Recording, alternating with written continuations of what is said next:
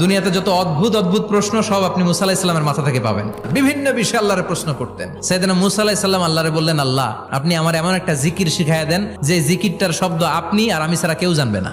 দিনে রাতে সব সময় এই জিকির আমি করব, আপনারে ডাকবো, কিন্তু শর্ত হলো এই জিকিরটা জানবে শুধু আপনি আর জানবো শুধু আমি। আল্লাহ বললেন, মুসা পড়ো লা ইলাহা ইল্লাল্লাহ।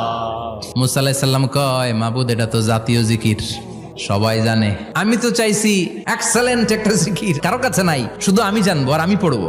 আল্লাহ বললেন, মুসা এই লা ইলাহাকে যদি এক পাল্লায় রেখে দাও, তাম বিশ্ব, 7 আকাশ 7 জমিনটারে তুলে যদি তুমি আরেক পাল্লায় রেখে দাও, লা রাজাহাত কাফাতু লা ইলাহা ইল্লাল্লাহ, মুহূর্তের মধ্যে লা ইলাহার পাল্লা ভারী হয়ে যাবে।